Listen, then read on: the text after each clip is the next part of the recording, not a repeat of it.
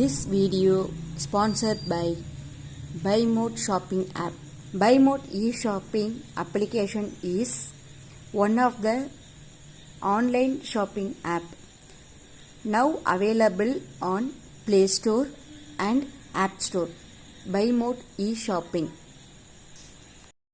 வணக்கம் அன்பு உறவுகளே.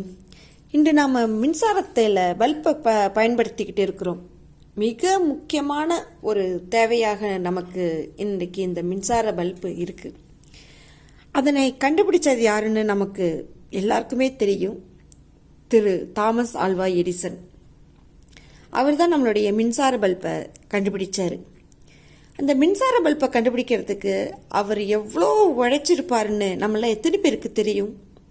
தெரியாது. அவருடைய உழைப்புகள் பல தோல்விகளுக்கு அப்புறம்தான் ஒரு வெற்றியே கிடைச்சது.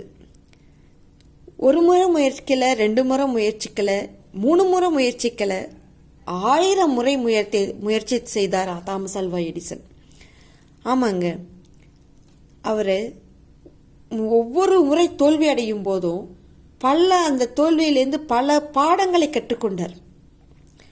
அந்த பாடங்களை அவர் கற்றுக்கொண்டு எவ்வாறு அதில் வெற்றி பெற்றார்ன்றதை தான் இப்போ நாம் பார்க்க போகிறோம். பல்பு எரியறதுக்கு முக்கிய பொருளான ஒரு பொருள் டங்ஸ்டன். பல்பில் டங்ஸ்டனை பயன்படுத்தினால் வெற்றி பெற முடியும் என்பதை அவர் ஒரு சுமார் 1000 தோல்விகளுக்கு பிறகுதான் வெற்றிக்கு தெரிஞ்சுக்கிட்டார்.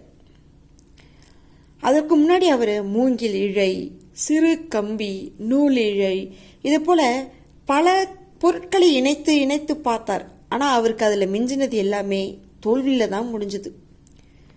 சுமார் 1000 தோல்விகளை பார்த்ததுக்கு அப்புறம் டங்ஸ்டனியை பல்புக்குள்ளே வைத்து சோதித்து பார்த்தார்.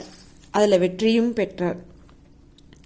அவர் நண்பர் அவர்கிட்ட ஒரு வாட்டி கேட்குறாரு, ஏன்பா நீ இவ்வளோ வாட்டி எவ்வளவோ சோதனை செஞ்சுட்ட, எல்லாமே தோல்வியிலே தான் முடியுது, உனக்கு இது இதாக இல்லையா, கஷ்டமாக இல்லையா அப்படின்னு சொல்லி கேட்குறாரு.